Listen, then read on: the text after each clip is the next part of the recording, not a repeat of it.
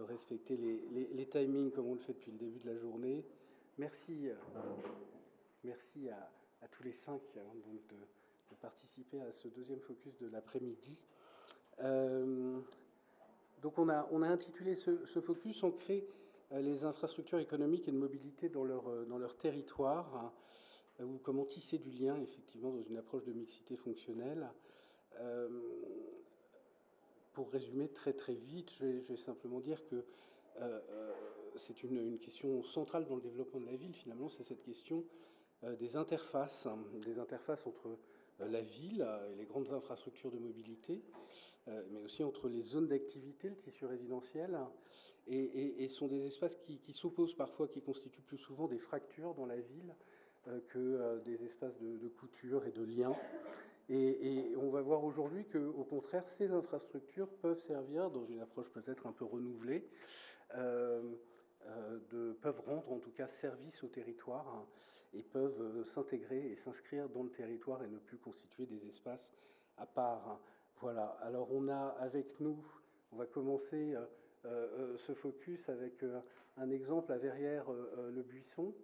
C'est un projet de requalification d'une zone d'activité économique, la ZAE des Petits Ruisseaux. On a avec nous Ronan Lacroix de Paris-Sudam, Paris-Sud Aménagement. Paris-Sudam, c'est bien. Paris-Sudam, c'est bien. Et on a avec lui également Gaëtan Brunet, qui est architecte urbaniste associé de l'agence OUR et qui est mandaté donc, sur ce projet dans le cadre des études. Également avec nous pour le deuxième projet qui sera présenté cet après-midi. C'est un projet assez original, finalement, on en parle rarement dans le cadre de ville, des aires d'autoroute.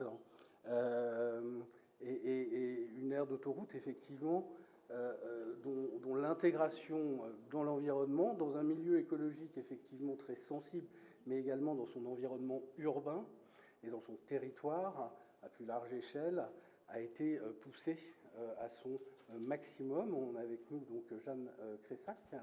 Vous êtes chargée de projet pour responsable d'opération pour la DREAL PACA. Et avec vous, il y a Mathieu Luzerne, vous êtes responsable d'études de conception multimodale au CEREMA. Et la dernière intervention donc, de ce focus cet après-midi, ce sera avec vous, Sylvie Josse. Donc, vous êtes directrice de l'aménagement et du développement de la SPL Lyon Confluence, et vous allez nous parler d'un autre type d'infrastructure, le stationnement, et comment vous avez renouvelé totalement après les dernières élections municipales, après un changement d'orientation politique assez fort, finalement, comment vous avez changé la façon de concevoir la place du stationnement dans la ville, sur le quartier de la Confluence, et à quels usages également, finalement, ces infrastructures souterraines pourraient répondre. On ne parle pas seulement de stationnement, mais également de volume capable, de sous-sol capable. Donc voilà les 3 projets dont on va parler aujourd'hui. Donc,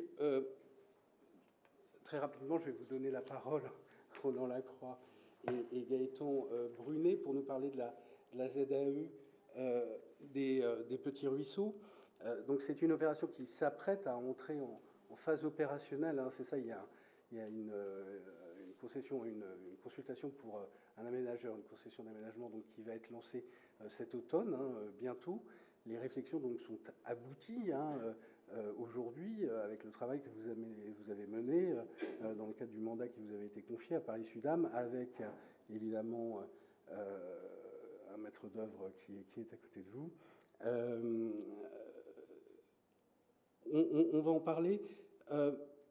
C'est une zone, il ne faut pas s'attendre non plus, je voulais juste apporter cette précision au tout départ, c'est une zone d'activité qui est un peu différente de l'image de la zone d'activité qu'on peut avoir. C'est une zone qui a déjà ses qualités intrinsèques et déjà des qualités urbaines, et c'est déjà une zone d'activité qui est intégrée dans le territoire et intégrée dans le tissu résidentiel. On est à Verrières-le-Buisson, c'est à une dizaine de kilomètres au sud de Paris, c'est tout au nord de l'Essonne, mais on est encore dans un tissu extrêmement dense, effectivement. Et la requalification de cette zone d'activité. Ça répond à un besoin très concret finalement de la ville, qui est un besoin de développement, alors même que la ville est urbanisée, comme vous me le disiez, à plus de 95%.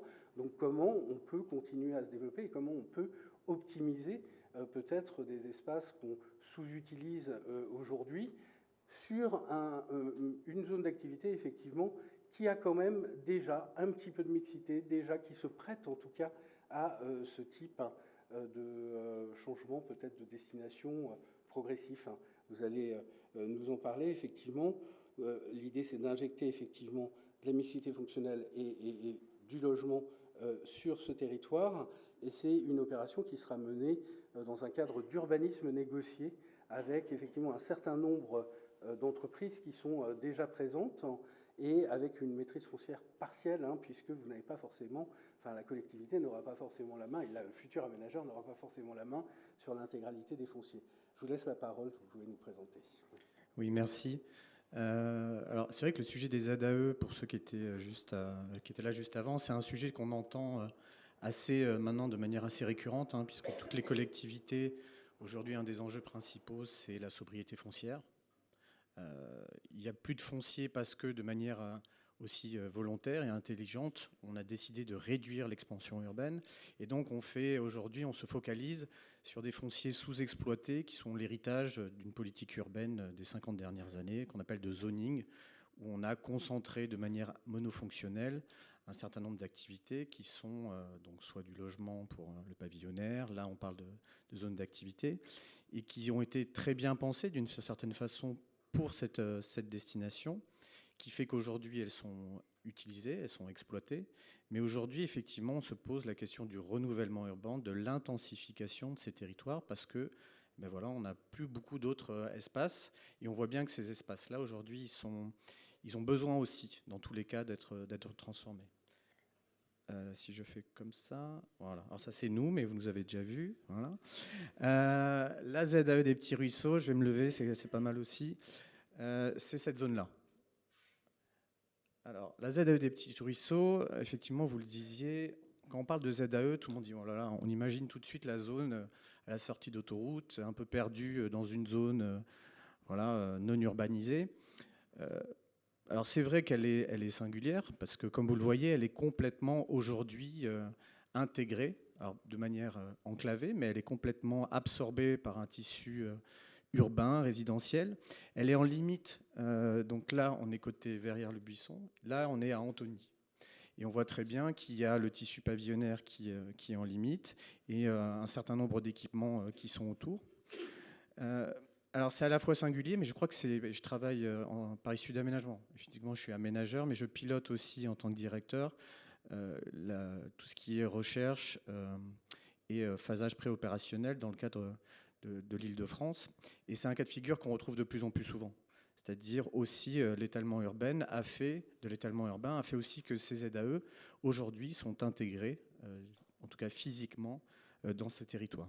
La ville de Verrières-le-Buisson a ses problématiques, et étant urbanisée dans sa globalité. Alors, elle est urbanisée parce que la moitié de son territoire est occupée par une forêt domaniale qui est classée, qui est superbe. Et donc, elle a 14 000 habitants qui sont concentrés sur la moitié de son territoire, et il n'y a plus de foncier nouveau à transformer. Et elle a mené cette réflexion depuis assez tôt, en 2017, où elle s'est dit comment ce foncier-là, peut-être qu'on peut le transformer, on va pouvoir faire du logement. C'est aussi une ville qui est carencée en logements sociaux, donc elle a aussi des obligations de l'État de construire un certain nombre de logements. Et elle a fait un peu comme on a tous fait à une certaine époque. Elle a d'abord réfléchi avec les réflexes qu'on avait, et nous-mêmes aménageurs, c'est-à-dire on va récupérer un terrain, on va libérer ce foncier, on va transformer, on va faire un nouveau projet. C'est les logiques de table rase. On sait depuis longtemps que c'est loin d'être le plus pertinent pour tout un tas d'enjeux. Et puis, il y a eu un phénomène un double effet qui se coule, je dirais. C'est qu'évidemment, les entreprises qui sont sur place ont dit vous êtes bien gentils, mais nous, ça fonctionne très bien, notre ZAE, on va rester. Et puis l'équilibre économique de l'aménagement qui ne fonctionnait pas du tout, puisque ça, c'est un sujet aussi un peu tabou, hein, mais voilà, c'est la réalité. C'est quand on demande ou on oblige des entreprises à se déplacer, il faut évidemment payer des frais d'éviction, c'est-à-dire pour qu'ils puissent retrouver un autre lieu ailleurs, ou de transfert pour qu'ils puissent assurer le déménagement. Et ces frais-là sont indexés sur les chiffres d'affaires. Donc on peut avoir des entreprises qui ressemblent avec des bâtiments assez modestes, mais qui ont des chiffres d'affaires très importants. Donc face à ce premier constat qui est un double échec, mais plutôt un échec pas de mauvaise volonté, mais de constater que les outils traditionnels ne fonctionnaient pas, la ville a assez intelligemment dit « Ok, mais en fait, on n'a pas pris le bon chemin. Repartons vraiment des besoins de cette ZAE, comprenons de manière intrinsèque comment fonctionne ce territoire et allons voir les entreprises une à une. Commençons par la concertation. » Nous, on a été mandatés à cette époque pour faire ce travail-là et s'en est suivi un travail minutieux de quasiment 2 ans. On est allé voir toutes les entreprises, une à une, qu'elles soient propriétaires, qu'elles soient locataires, en essayant de comprendre un peu l'écosystème de cette ZAE. Je vais aller assez rapidement. La ZAE au sein du SDRIF-E, qui guide les orientations de la région, c'était un territoire qui n'était pas du tout identifié comme un secteur économique prioritaire. Mais c'est aussi pour indiquer que la question de la ZAE, elle a évolué comme d'une certaine façon, à un moment on l'a vu comme des potentiels pour faire du logement. Les ZAE aujourd'hui sont plutôt sanctuarisés pour faire de l'économique. Nous, on a été, dès le début, plutôt dans une réflexion intermédiaire. Comment à la fois conserver de l'activité et en même temps intensifier pour intégrer du logement. Alors, dans le travail qui a été fait, suite au diagnostic, on est arrivé à un certain équilibre qui a révélé le mécontentement des entreprises, on ne va pas se mentir, mais en même temps une certaine curiosité et aussi un certain, reconnaissance d'être cette fois-ci intégré dans le processus. Et à partir de ce moment-là, on a fait appel, nous, puisque nous sommes maîtrises d'ouvrage, ce n'est pas notre métier, on a fait appel à l'agence OUR, qui est spécialisée dans la question des villes productives et qui nous a accompagnés sur ce sujet. Je vais le laisser se présenter. Merci, bonjour à toutes et tous. Oui, quelques mots rapidement pour nous présenter et aussi juste décrire quelques aspects de notre méthode de travail et donc quelques exemples qui collent aussi avec la présentation qu'on a vue dans le groupe précédent sur la question des zones d'activité et puis le rapport aussi au paysage et aux questions hydrauliques en particulier. Donc quelques exemples pour montrer aussi cette approche multiscalaire dans laquelle on se trouve et qui, il nous semble être une des clés des raisonnements qu'on peut porter sur la transformation de ces territoires.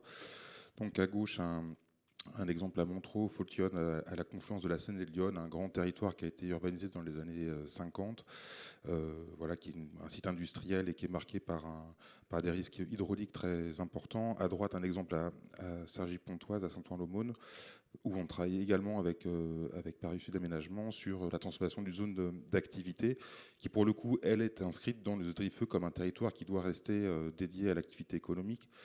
Et là, deux autres exemples. Un sujet sur lequel on travaille à Mérignac, donc plutôt sur la question de l'imbrication d'activités commerciales avec du logement, donc dans la transformation d'une grande zone commerciale qui est aujourd'hui reliée par le tramway au centre de Bordeaux, et donc avec des questions aussi très précises, très mécaniques d'imbrication du logement avec les activités du rez-de-chaussée. Et puis un exemple à droite de Europan, donc plutôt sur des territoires plutôt ruraux dans le pays de Dreux et sur des modalités d'hybridation des modèles de zones d'activité économique qui sont existantes, qui sont à transformer, voilà, dans des hypothèses plus vertueuses sur des questions environnementales, de mixité programmatique et d'énergie également. Donc c'est aussi fort de ces expériences qu'on a été appelé par Paris Sud-Am pour travailler sur le sujet de Verrières-le-Buisson. Alors, bon, pareil, Paris Sud Aménagement, je vais passer rapidement. Déjà, on est voisins. On est de Massy. Massy, c'est juste à côté de Verrières-le-Buisson.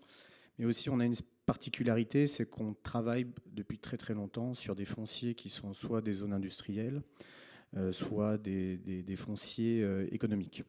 La ville de Massy, que vous voyez ici, elle s'est construite sur un foncier d'entreprise. Nous, on était aménageurs, à l'époque c'était la SEM Massy, et ça a été construit sur le principe d'urbanisme négocié, c'est-à-dire sans maîtrise foncière. Donc on était des aménageurs sans foncier. Ça ne nous a pas empêché de transformer cette ville de manière assez profonde, assez radicale. Elle est critiquée aujourd'hui, elle est encensée pour d'autres raisons. En tout cas, elle témoigne d'une démarche assez particulière d'urbanisme négocié, où les entreprises en place ont transformé, sous l'égide de nos prescriptions, de notre montage, le territoire. Alors évidemment, Massy a des atouts assez importants, puisqu'il y a une zone de transport, un hub de transport assez conséquent, Paris-Saclay qui est juste à côté, donc il y a un dynamisme important. Donc on reparlait du travail de la ZAE. Donc la ZAE, je me relève encore, qui est ici, elle est une des 3 ZAE qui est en limite de Vert-le-Buisson, avec un patrimoine végétal assez important, puisqu'on a la coulée verte qui est ici, qui accompagne la ligne de TGV. On a 2 zones de transport avec la RERB des Bâconnets qui est à 15 minutes. On a le tissu pavillonnaire qui est au contact direct, des équipements de Massy. Et on a aussi le ruisseau des Godets, donc c'est pour ça qu'elle s'appelle la Z du Petit Ruisseau, avec un parc qui l'allonge et qui met déjà à distance la partie résidentielle. On y reviendra, puisque aussi une des premières réactions quand on dit on transforme une ZAE en quartier mixte, c'est mais comment, qui va vouloir habiter là? Les entreprises ne vont jamais vouloir. Donc il s'agit aussi de concilier 2 activités qui, depuis 50 ans, se sont bien mises l'une loin de portée des autres pour bien vivre. Et donc quand on a travaillé de manière fine sur le diagnostic de cette ZAE, on s'est rendu compte bien évidemment que les entreprises, c'est un écosystème complexe qui ne correspond pas uniquement à un foncier, une entreprise. Il y a à la fois pour chacun des fonciers plusieurs entreprises, parfois qui sont locataires, d'autres qui sont propriétaires, et globalement l'ensemble de la ZAE était occupé. C'est aussi une ZAE dans laquelle il y avait déjà des commerces. Là on a un Carrefour qui est juste ici, et un certain nombre de restaurants qui fonctionnent. Donc on a déjà une forme de mixité sur laquelle, là aussi, on s'est appuyé pour pouvoir accompagner la transformation de cette ZAE. Vous voyez un point important sur ce territoire, c'est qu'il y avait aussi une convention foncière avec les PFIF. Donc il y avait déjà un travail d'acquisition d'un certain nombre de fonciers qui sont là aussi dans les outils des leviers importants de mutation de ces ZAE. Alors là, la cartographie très simple de cette ZAE, c'est qu'on est sur une ZAE où il n'y a pas de production industrielle. On n'est pas sur une ZAE avec des productions lourdes, de pollution très importante. Ça sent la chocolatine un peu le matin parce qu'il y a Poilane qui fait des pains au chocolat. Il y a des livraisons le matin, mais le reste de la journée, en week-end, c'est assez paisible finalement. Beaucoup aussi de bureaux d'études, petites activités. Et pas mal de PME. C'est aussi une ZAE où les bâtiments, comme souvent dans les ZAE, sont vieillissants. Donc toutes les entreprises sont aujourd'hui confrontées aux problématiques qu'on a évoquées avant, c'est-à-dire comment investir dans des locaux qui aujourd'hui sont obsolètes. Ça leur coûte beaucoup d'argent, ils n'ont pas forcément les moyens. Et puis une capacité limitée d'évolution du bâti. Donc vous voyez... Voilà 2 exemples assez flagrants de la ZAE. Donc là, c'est la forêt des petits, qui est juste le parc des petits ruisseaux qui longe la ZAE et qui offre un filtre assez intéressant. Alors une fois qu'on a dit ça, on est quand même un peu emmerdé parce qu'on a la conclusion, c'est que la ZAE fonctionne bien, qu'il y a des entreprises qui sont là, il y a déjà une forme de mixité. Et malgré tout, on est sur un territoire qui est complètement saturé au niveau de la voirie. On a des entreprises qui sont vieillissantes, on a des entreprises qui sont en déclin aussi, qui sont dans des situations économiques difficiles.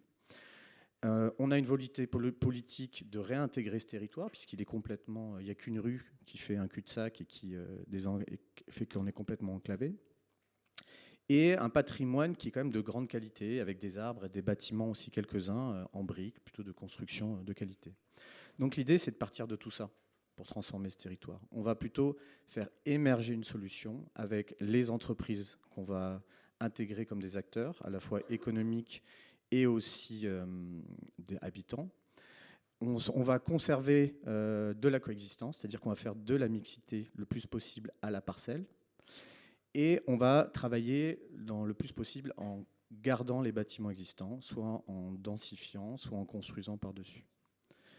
Et ces principes-là, qu'on a évoqués rapidement, sur lesquels on s'est basé aussi sur la ville de Massy, donc reposent sur principalement une réorganisation des flux et de la structure urbaine et paysagère. C'est déjà, appuyons-nous sur ce qui existe, mais on va l'amplifier. On va créer une voie poids lourd dédiée, on va créer un maillage piéton pour désengorger le système d'IR existant, et on va donner une complexité aujourd'hui qui n'existe pas sans perturber le mécanisme existant. C'est aussi une façon de donner un petit cadeau aussi aux entreprises en disant aujourd'hui ça ne marche pas très bien. Non seulement on va amener des logements, ça vous inquiète, c'est le normal, mais on va en profiter pour financer une voie poids lourd dédiée et améliorer aussi la situation de votre entreprise.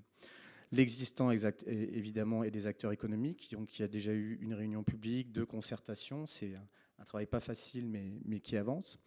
Une approche typologique de la coexistence. Donc là, on le verra avec le projet urbain. Des outils qui sont la ZAC avec maîtrise partielle du foncier. Donc ça veut dire que le futur aménageur, je ne suis pas aménageur de cette opération, mais le futur aménageur de l'opération devra travailler avec des fonciers qui récupérera ou qui rachètera les FIF et d'autres où les acteurs économiques porteront le projet eux-mêmes. Et la base d'un plan guide qui vont être développés et de manière économique, deux principes assez classiques mais qui coexistent. Le principe de la charge foncière, donc on va récupérer la valorisation du terrain, et quand il y aura une opération immobilière à l'intérieur de la ZAC, une demande de participation aux acteurs économiques. Voilà. Je passe la parole. Merci. Je vais aller assez vite parce que je pense qu'il ne reste pas beaucoup de temps.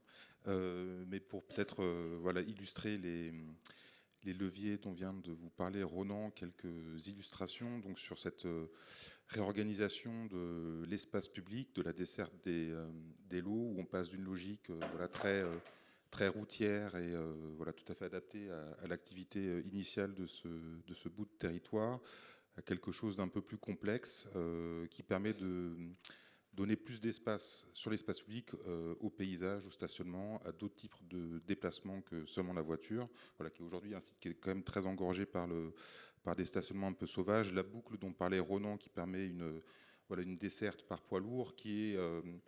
alors elle s'appuie sur des possibilités existantes d'un raccordement à une voie importante, mais elle est aussi basée sur une lecture fine des activités existantes, où on a en fait, de fait aujourd'hui, une répartition des activités en fonction probablement des aménités présentes. Donc le nord du site est quand même plus marqué par les infrastructures, et donc c'est plutôt dans ce secteur-là que les activités les plus lourdes se sont installées. Donc c'est l'endroit idoine pour avoir une boucle poids lourd, et puis le reste des voies qui existent sont transformées pour des usages décarbonés, et on essaye aussi d'insérer un espèce de sous-système vert piéton qui peut se construire en partie sur des propriétés privées dans des cadres de servitude de passage par exemple qui peuvent être aménagés.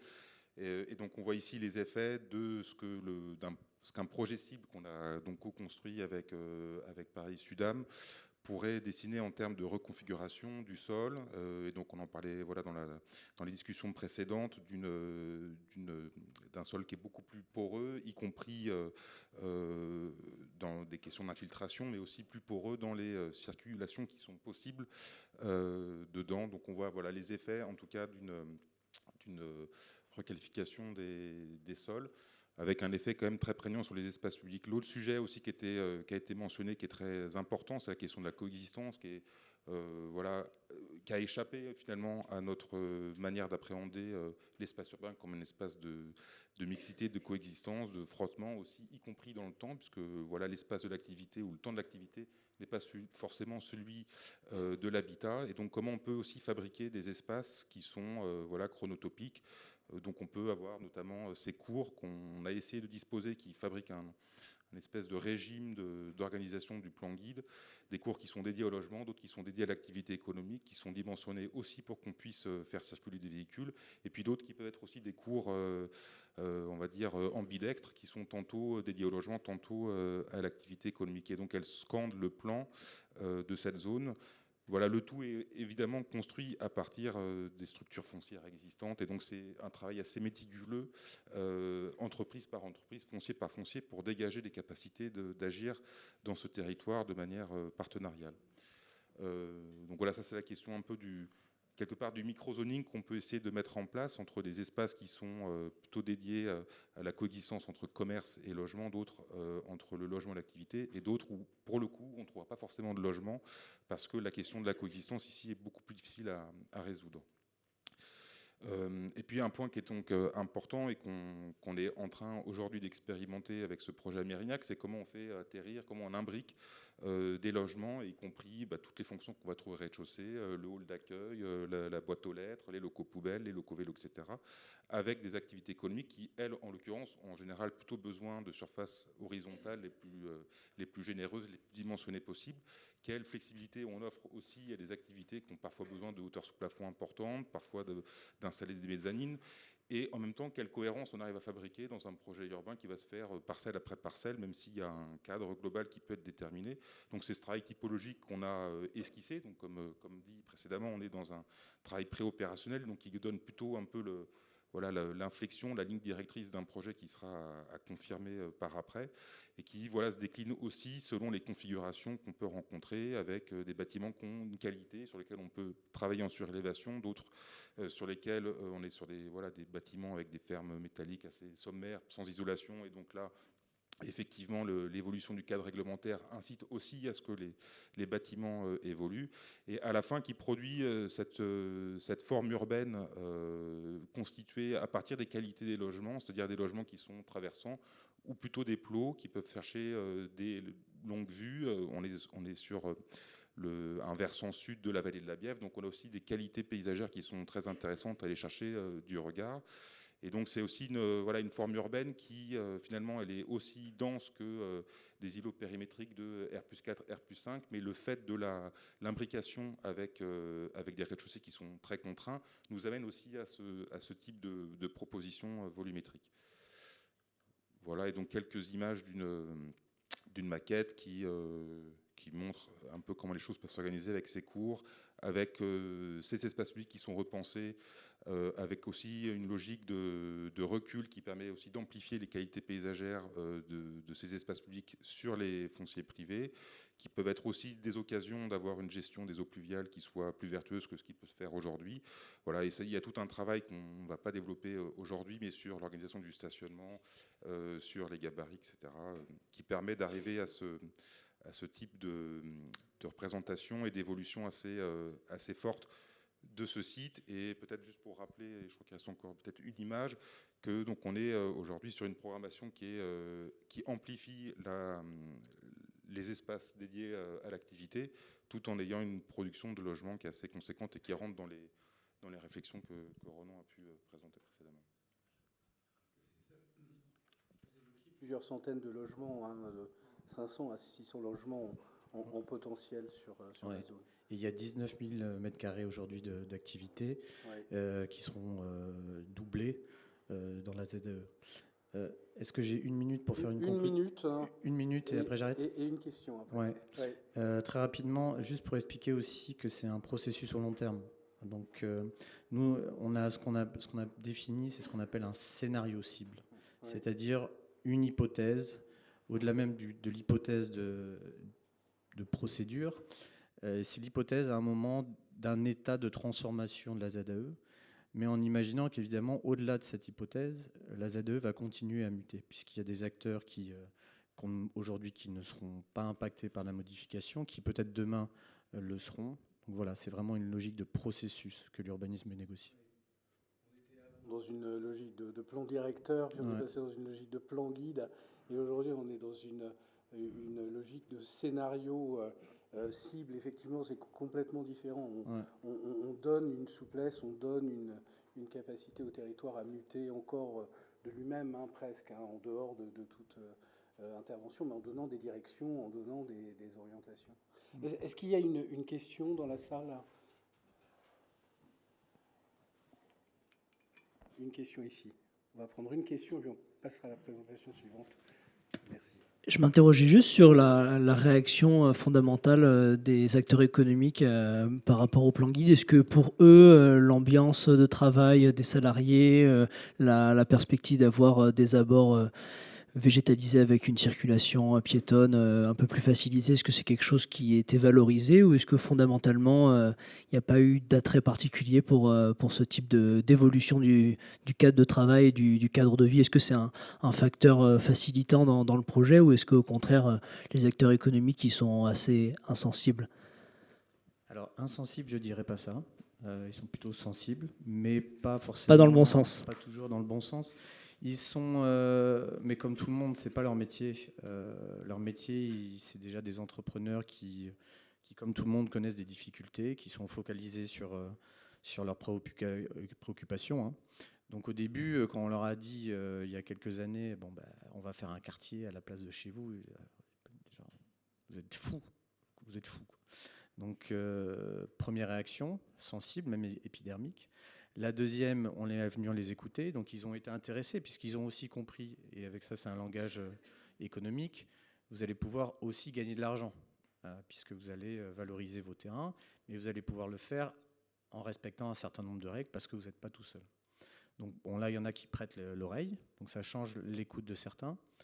Et puis, il y a effectivement une évolution, et la concertation, elle est essentiel. C'est un processus long, mais il faut que ces acteurs économiques qui, on l'a déjà dit, eux, ils ont une temporalité très courte. Hein. Enfin, je veux dire, dans 2 mois, 3 mois, il faut qu'ils sachent ce qu'ils doivent faire. Nous, on leur dit, 10, 15 ans, ça va prendre du temps. Ils sont, non, mais c'est pas ça le sujet, quoi, vous n'avez pas compris.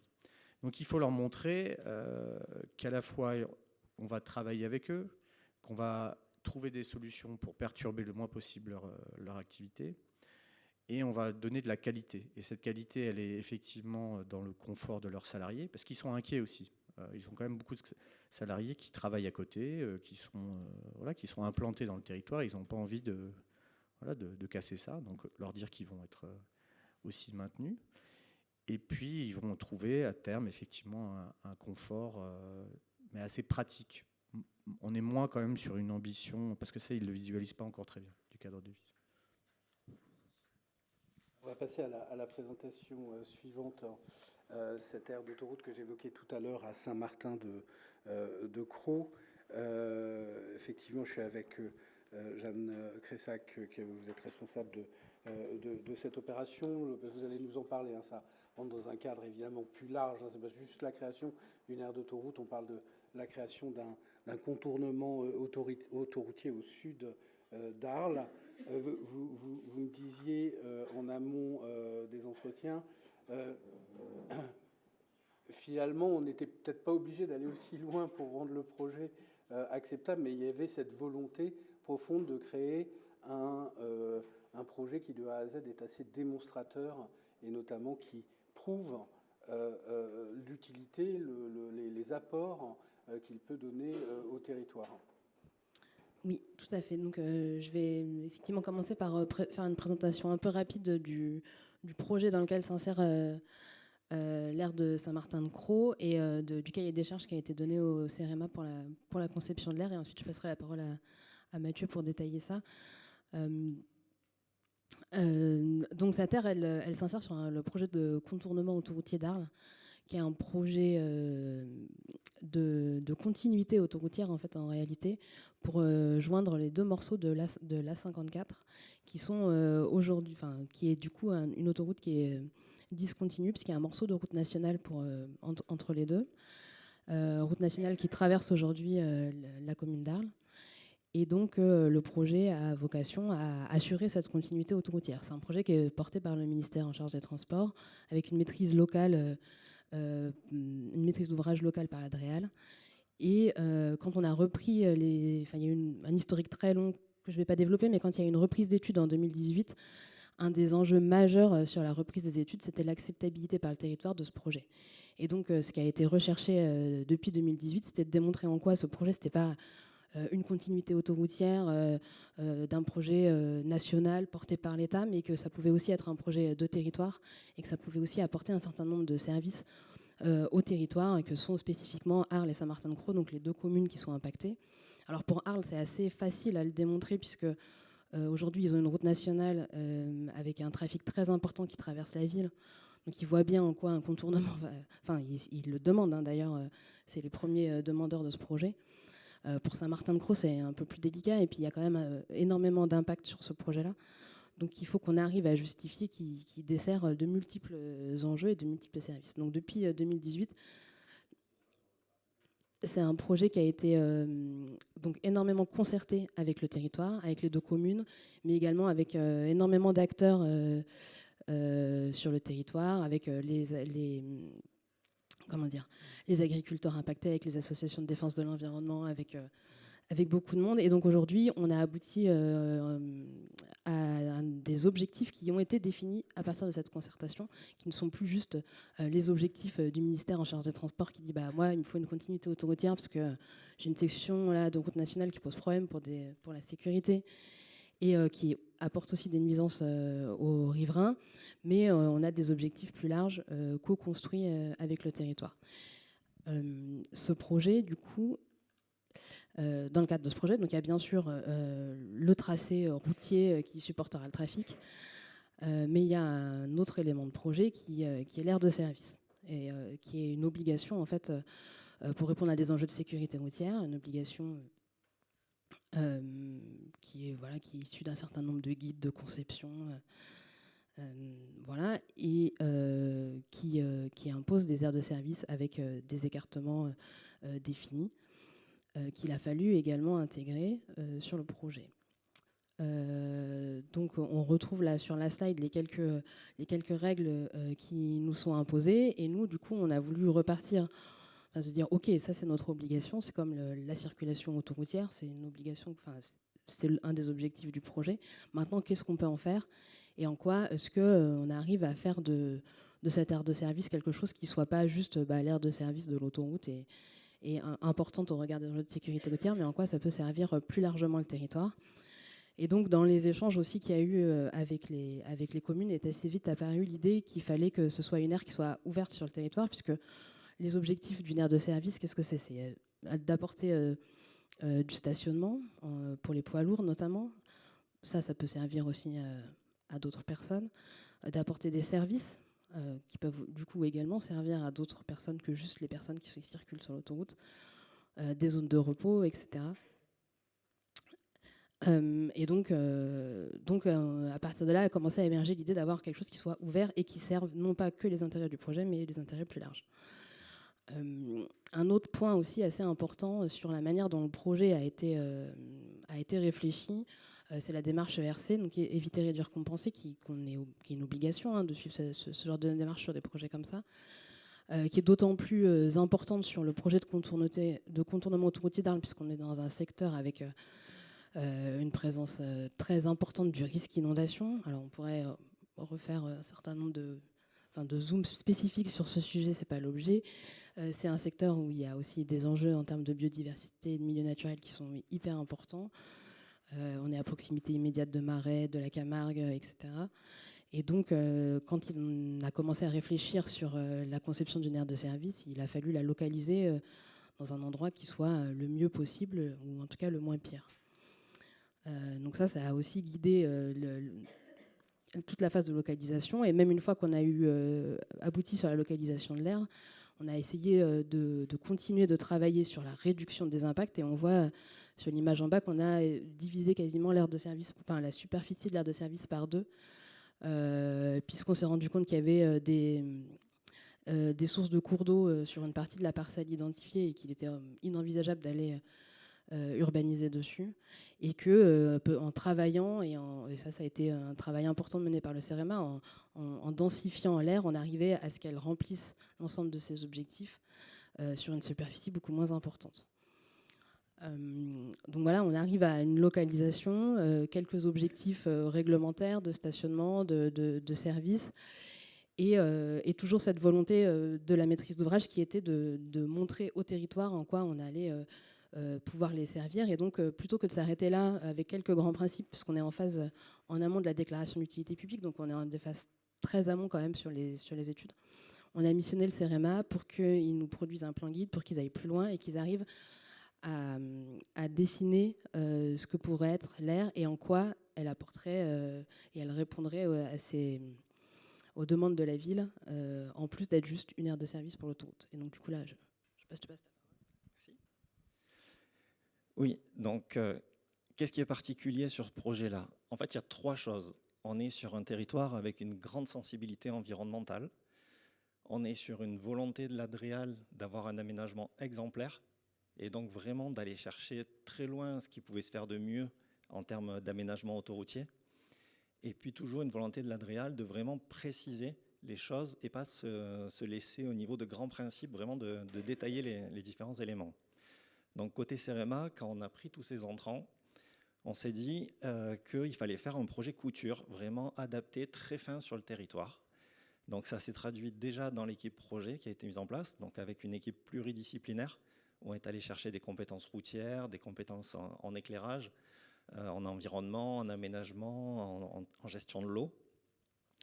Et on est allé aussi voir tout de suite le terrain. Et donc effectivement, comme le disait Jeanne, un des premiers éléments, ça a été de circonscrire la parcelle, donc comme on le voit sur l'image d'en haut. Donc tout de suite, on s'est dit qu'il fallait absolument que le projet il rentre dans les limites qui étaient définies entre la grande voirie routière, le canal qu'on voit enserrer la parcelle agricole et puis la petite route communale. Donc ce qui nous donnait déjà une surface de 16 hectares, ce qui est relativement grand à l'échelle de la commune, c'est 4% de la taille de la commune. Et du coup, on était sur une échelle de quartier.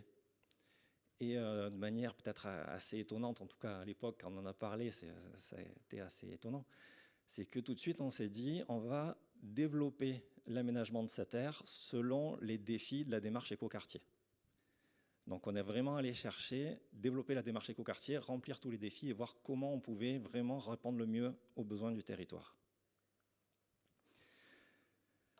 Donc, ce qu'il faut voir aussi, c'est qu'il y a effectivement les projets, les besoins locaux, mais il y a aussi finalement toutes les exigences nationales et toutes les contraintes techniques sur l'aménagement d'une aire. Donc déjà, une aire, qu'est-ce que c'est? C'est un bâtiment qui va remplir des fonctions de restauration, par exemple.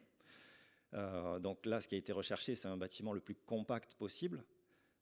C'est une séparation des flux entre le parking PL et le parking VL. Ça aussi, c'est le parking voiture et le parking poids lourd, pardon. C'est une obligation réglementaire. Et puis, en termes de principe, on a dit on va mettre le bâtiment au centre, on va mettre les parkings de chaque côté, et puis on va enserrer finalement tout cet espace-là par une ceinture végétale qui sera aussi un filtre et qui permettra aussi de mettre à distance ces fonctions-là. Et en fait, ce filtre végétal, il est assez important quand on regarde une aire. À peu près les 2 tiers, un tiers de la surface sont des espaces verts. Donc il y a une grosse partie végétation sur l'aire. Et là aussi, pour limiter l'impact de ces espaces de détente et de loisirs qui sont indispensables aux fonctions de l'aire, on a cherché une mutualisation avec les espaces verts qui étaient déjà présents dans la commune. Et donc on a cherché à créer un lien entre les espaces verts de la commune qui seraient à disposition de l'aire et les services de l'aire qui seraient à disposition de la commune. Au niveau des défis, le premier défi qu'on va trouver, c'est la sobriété. Sobriété dans la consommation des ressources, avec tout d'abord la question de l'énergie. Donc le premier aspect qui a été développé, c'est le développement de panneaux photovoltaïques. C'est une obligation maintenant sur tous les grands parkings. Donc il y a une grosse production de panneaux photovoltaïques qui est envisagée sur cette aire.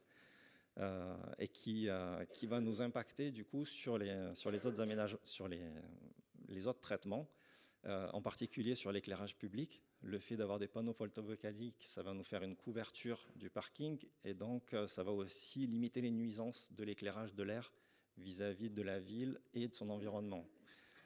Le bâtiment, j'en ai parlé, qui a été recherché vraiment très compact et avec l'utilisation de matériaux biosourcés. Sur la demande en matériaux, on a aussi cherché à limiter la consommation des terres, forcément on en a parlé, avec la réduction de l'emprise, donc les 16 hectares. Et puis il y a eu un travail assez fin qui a été réalisé au niveau des parkings. Donc on a d'un côté le parking voiture qui est recherché en désimperméabilisation, et puis on a de l'autre côté le parking PL qui est une des plus grandes surfaces de l'aire. Et donc ce parking poids lourd, il a été envisagé en 2 parties qui fonctionnent de manière autonome, avec une partie principale qui gère tout le trafic principal poids lourd et puis une partie secondaire qui est là aujourd'hui, qui permet de répondre à la demande de poids lourds actuelle. Mais si demain, il y avait une évolution dans les flux de marchandises et qu'il y avait une baisse de trafic poids lourds, cette partie-là, elle est totalement réversible et elle pourrait être rendue à d'autres fonctions. Donc, elle a été plutôt positionnée à proximité des espaces verts. Et donc, sur le parking poids lourd, on a aussi intégré les besoins de la commune. La commune a une grosse activité logistique. Il y a beaucoup de poids lourds qui sont en attente de chargement, de livraison, et qui aujourd'hui stationnent dans la ville.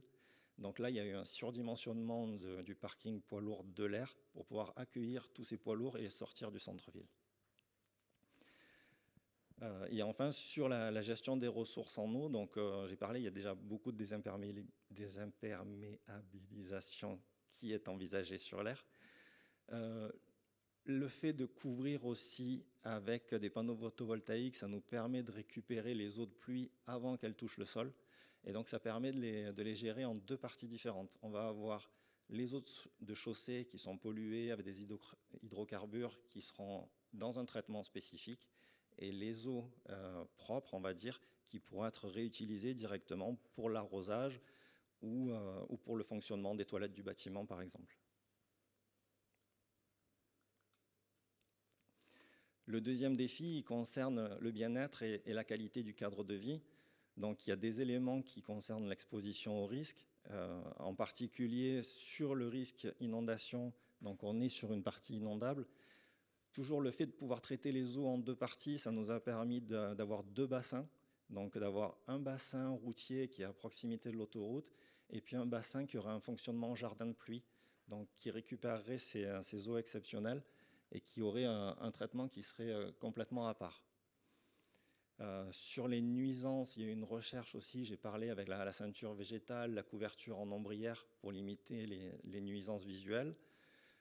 Sur les nuisances sonores, donc l'air est quand même en retrait, donc à plus de 300 mètres des premières habitations. Et puis le bâtiment, il est orienté avec une grande ouverture au sud.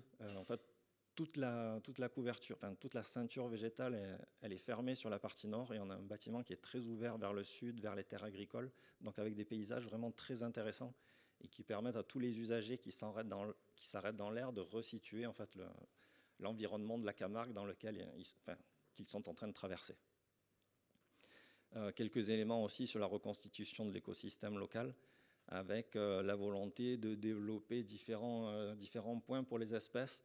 On est à proximité de zones Natura 2000, donc on va retrouver des nichoirs pour les oiseaux, on va retrouver des murs en pierre pour les lézards. Donc vraiment une dissémination en fait, d'habitat pour la faune qui est présente sur l'air. Donc troisième et avant-dernier défi, on est sur les bâtiments. Sur cette parcelle-là, aujourd'hui, donc on a des terres agricoles, on a des hangars agricoles qui existent, et une des idées qui a été proposée à l'Adréal et qui va être portée par la suite, c'est de conserver en fait ces bâtiments agricoles et de les mettre à disposition de la commune sous forme de tiers-lieux.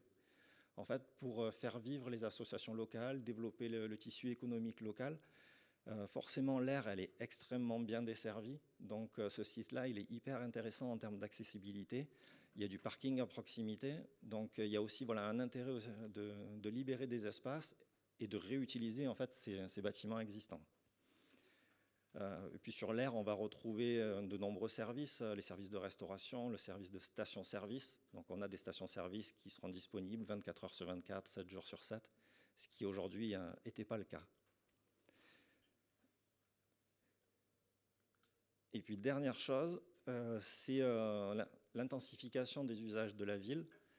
Je garde toujours cette partie-là pour la fin parce que finalement, c'est à ce moment-là qu'on voit qu'il y a plein de choses à faire dans l'air et on en oublie presque que c'est un élément de mobilité. Pour autant, dans l'air, il y a aussi beaucoup de points de mobilité qui sont envisagés avec des arrêts pour les transports collectifs, donc les cars longue distance qui peuvent s'arrêter, desservir le territoire également, faire de la connexion avec les TC urbains. Il y a du parking covoiturage qui a été organisé dans l'air pour le covoiturage longue distance et puis avec d'autres places un peu plus réduites mais plus proches de la ville pour le covoiturage du quotidien. Il y a un cheminement qui est envisagé entre les deux. Et puis, on a aussi un objectif de piste cyclable. Tout à l'heure, on a parlé du canal qui entoure l'aire. Donc, il y a un objectif d'aménager une piste cyclable le long de ce canal qui permettrait en fait à toute la ville déjà de franchir aujourd'hui cette coupure du réseau à 2 fois 2 voies et d'accéder en fait au grand territoire agricole finalement sans jamais croiser de voiture. C'est une piste cyclable qui traverse l'aire sans être en interaction avec les autres voiries. Et donc ça aussi, c'est très intéressant dans la desserte de la commune et aussi dans les services que ça peut apporter en termes d'intérêt touristique. Et puis dans les services urbains, on en a parlé. Il y a beaucoup de choses qui peuvent... je me suis un peu perdu, donc je vais reprendre le fil. Les pistes cyclables, on en a parlé. Ouais. Dans les services urbains, oui, le fait d'avoir les services de consommation sur l'aire. Le fait d'avoir une vocation nourricière, de retrouver sur ces terres agricoles cette vocation nourricière, en fait, l'histoire du site. Et puis une aire, c'est aussi un fort potentiel d'emploi. Aujourd'hui, c'est estimé à 100 emplois temps plein. Et c'est, on va dire, en ordre de grandeur, à peu près le niveau de chômage qui existe sur Saint-Martin-de-Crau. Donc même si tous les emplois ne vont pas forcément matcher, mais en termes de potentiel, c'est quand même hyper intéressant pour la commune d'accueillir aussi ces services à proximité. Et puis pour finir, voilà, il y a quelques petites touches d'innovation qui sont aussi imaginées avec une gestion smart grid de l'énergie. Donc je vous en ai parlé au début, beaucoup de panneaux photovoltaïques, donc beaucoup de production d'électricité. Le smart grid, ça permettrait de gérer cette électricité-là déjà sur l'aire, dans le bâtiment, dans la consommation du bâtiment, dans les recharges pour les véhicules électriques qui s'arrêteraient sur cette aire aussi. Et puis voilà, d'autres petites innovations qui pourraient être envisagées aussi pour sensibiliser. Il y a une photo en bas qui présente un dispositif de pavé où quand on marche dessus, ça produit l'électricité. Et cette électricité-là, elle permettrait aussi d'être utilisée pour l'éclairage du bâtiment. Donc ça permet aussi voilà, de toujours sensibiliser les usagers à la consommation et à la production de l'énergie. Alors, oui, on arrive à la fin de votre présentation. Oui, c'était juste un petit plan de ce que ça donne. Merci, on est quasiment à la fin. Donc je crois que je vais passer sans transition la parole directement à Sylvie Josse, que vous ayez quand même un temps de parole pour conclure ce focus. Merci pour cette présentation. Et donc, j'avais déjà introduit un petit peu, Sylvie Josse, l'action que vous conduisez. Je vous laisse la parole, tout simplement. Oui, bonjour à tous. Effectivement, la SPL Confluence a été créée sous forme de SEM à l'époque, en 1999, pour développer la totalité du territoire de la Confluence, c'est 150 hectares entre la gare de Perrache et la pointe du Confluent, avec un objectif qui est de doubler le centre-ville de Lyon en utilisant 70 hectares de friches industrielles qui étaient encore en devenir au moment où le projet a été créé.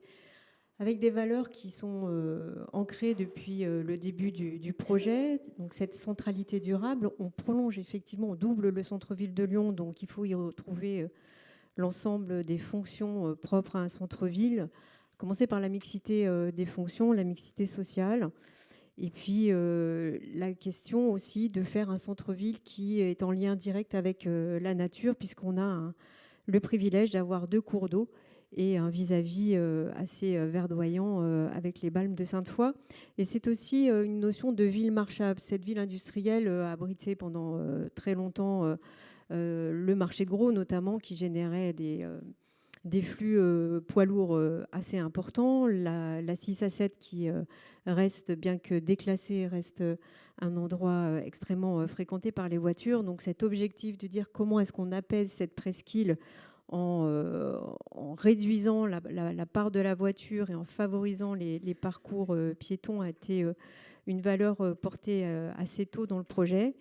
Et une vocation aussi de ce projet d'être assez démonstrateur, notamment en termes de qualité environnementale, démonstrateur, mais dans des dimensions qui soient réplicables. Et c'est quelque chose qui est inscrit dans l'ADN du projet depuis le début. Un centre-ville important, puisque à terme, c'est 25 000 emplois, 17 000 habitants, avec environ 800 000 mètres carrés de mixtes qui seront produits, plus des interventions sur le quartier existant, Saint-Blandine, qui est la partie en marron qu'on voit sur le plan masse. Donc l'équivalent presque d'un nouvel arrondissement de Lyon. C'est aussi un quartier qui a toujours été bien conclavé par l'autoroute, le centre d'échange et la gare de Perrache. C'est malgré tout un quartier très très bien desservi, puisqu'effectivement c'est une gare TGV qui arrive, qui est à Perrache, le métro A qui arrive également à Perrache, et une gare de bus urbains. Et depuis le début du projet, ce sont 2 lignes de tram qui ont été tirées tout le long du cours Charlemagne, qui est l'artère principale, et puis des lignes de bus, des stations Vélove, qui sont les premières stations de vélo en libre service qui a été créée à Lyon. 5 parkings publics. Et puis, depuis très peu de temps, une navette publique, une navette fluviale, dans un service de transport en commun public. Donc c'est un projet qui a cette logique de développer la ville, avec une impression déjà assez importante de l'apaisement de ce quartier. En 2015, sur cette deuxième phase qui reste à développer le long du Rhône, nous étions déjà dans des ambitions de limitation de la présence de la voiture assez forte, puisqu'on avait 0,6 places de stationnement par logement, avec des emprises de sous-sol assez réduites, puisque réduites sur une seule nappe et à l'emprise des bâtiments. Donc on avait développé un principe de parking public mutualisé. Et en 2021, la feuille de route du nouvel exécutif, qui est portée par une majorité écologiste, vient pousser les curseurs en fait, de ces ambitions environnementales, avec la volonté d'un apaisement extrêmement important des espaces publics. Une densification de la végétalisation, effectivement, l'objectif est de lutter contre les îlots de chaleur, et puis prolonger encore, pousser ce curseur de la limitation de la présence de la voiture dans l'espace public au bénéfice du piéton. Donc sur ces deux plans masse, on voit le avant-après, avec une multiplication. Alors l'avantage du plan masse de droite, c'est qu'il est en couleur. Le premier est resté en noir et blanc. Et ce déploiement en fait d'un quadrillage, d'un plan masse qui avait repris le quadrillage du quartier existant, avec des rues apaisées certes, mais circulées par la voiture, et qui, avec ce curseur poussé par le nouvel exécutif, devient un réseau d'espaces publics marchables et végétalisés, qui repousse la présence de la voiture sur des rues extrêmement restreintes, et qui donne l'espace public à la végétalisation, aux piétons, avec ces thématiques particulières de la ville à hauteur d'enfant qu'on a déployé, notamment avec un premier espace public qui s'appelle le chemin des écoliers, qui se trouve devant l'école, qui a été réhabilitée dans une halle de l'ancien marché de Gros. Alors pour répondre à cette ambition forte de faire disparaître quasiment la présence de la voiture, des réponses techniques et réglementaires, d'une part la mise en place de ce qu'on appelle des super îlots, qui font écho au méga-bloc de Barcelone, c'est-à-dire l'idée de repousser en périphérie des quartiers habités les axes structurants, et de ne permettre la circulation des véhicules que aux voitures qui ont un intérêt ou une raison véritable de pénétrer dans le quartier. Donc on voit sur ce schéma en bleu les axes structurants, et en orange les quelques pénétrantes qui permettent aux voitures de desservir les îlots, et avec cette logique d'être très très vite éjecté sur la périphérie, puisque rares sont les voiries qui traversent la totalité du quartier. Et tout ça, bien sûr, au bénéfice de promenades piétonnes qui figurent en vert sur ce schéma. Et puis, l'acte fort politique qui a suivi, ça a été effectivement la modification de la règle de stationnement au PLUH avec 0,1 place de stationnement par logement minimum et aucune place pour le tertiaire.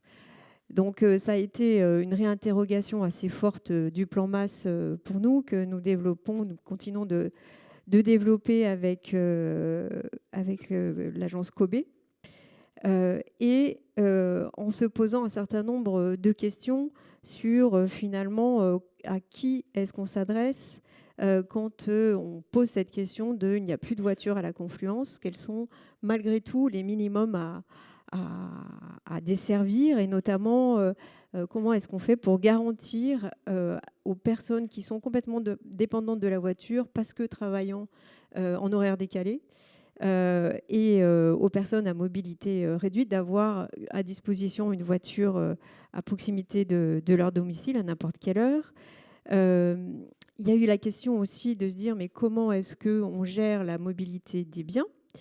Et puis un dernier point avec lequel il faut que l'on fasse, c'est la pollution des sols. On est sur un ancien site industriel qui nous réserve en permanence des surprises, bien que les études de sol, de caractérisation aient été faites en amont.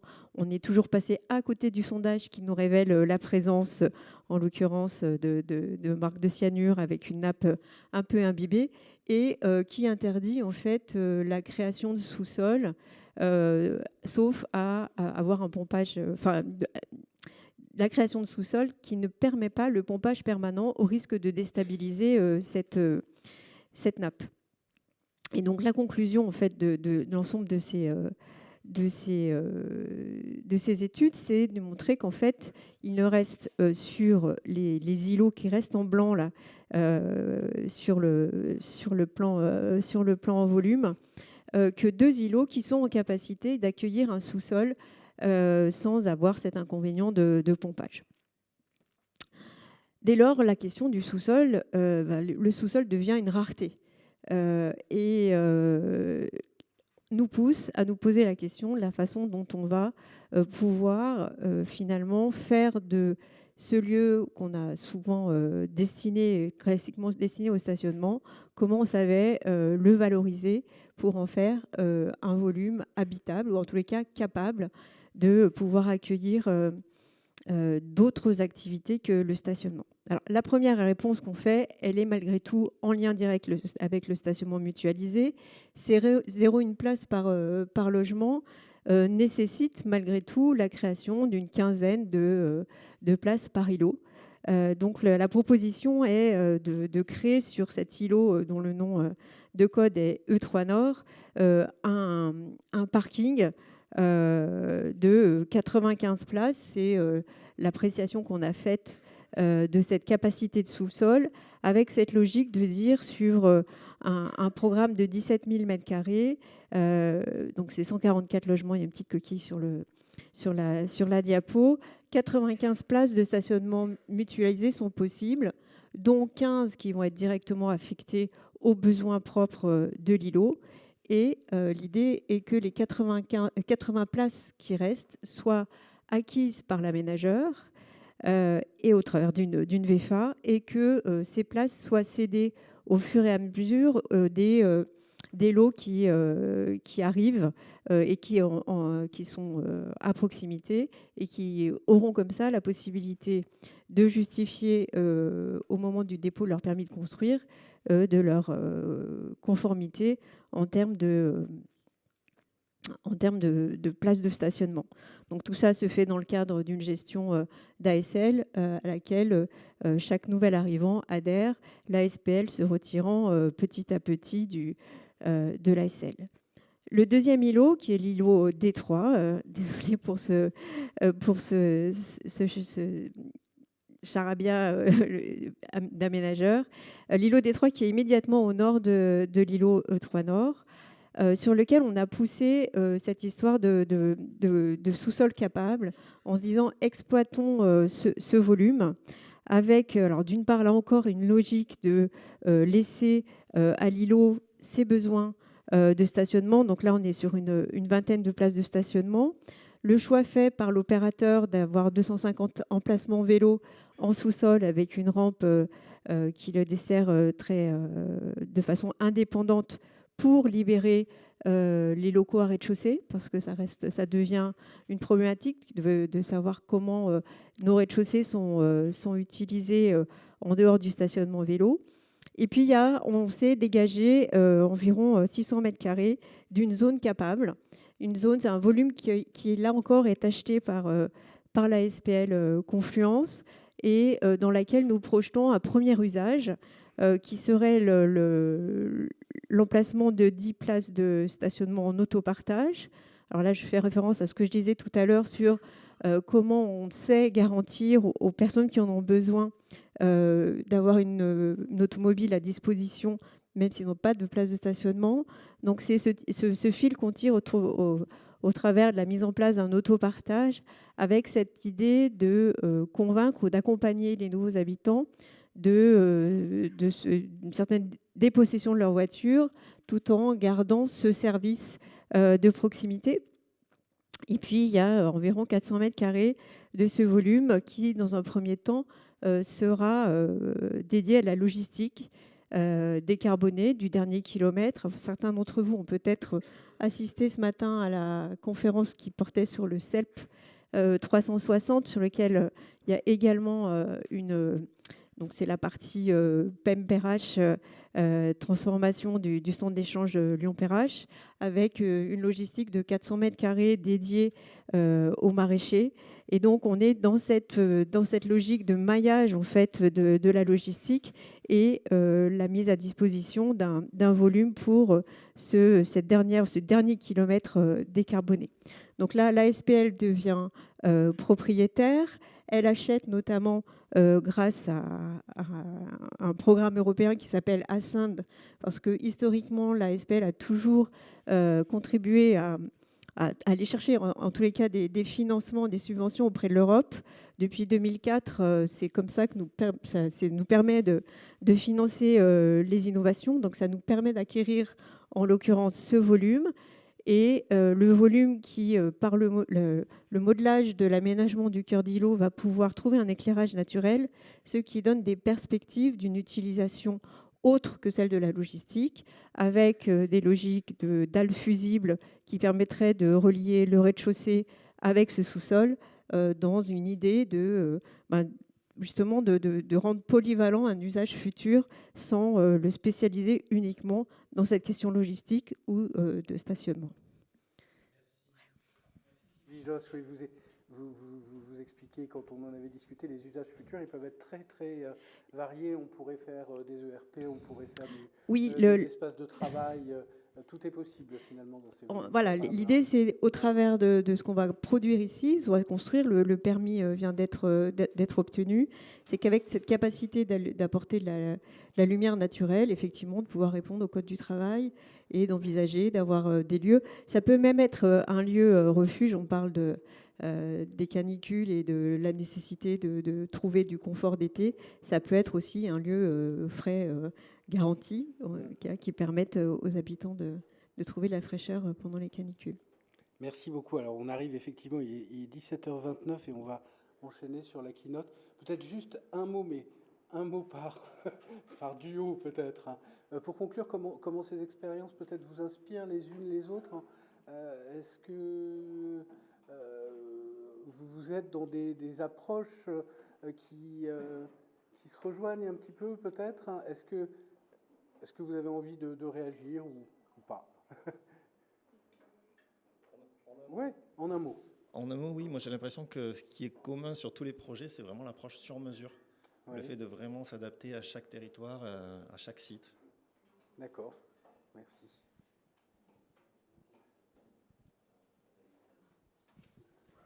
Une réaction aussi sur la question de la mixité et notamment, c'est Verrières-le-Buisson, c'est ça, cette volonté de venir rajouter du logement avec cette activité. On nous demande, nous, d'introduire de l'activité productive dans le centre-ville, alors qui pose des questions de desserte logistique avec cette question de la présence de la voiture, mais l'inverse est aussi assez passionnant et effectivement, les choses peuvent se rejoindre.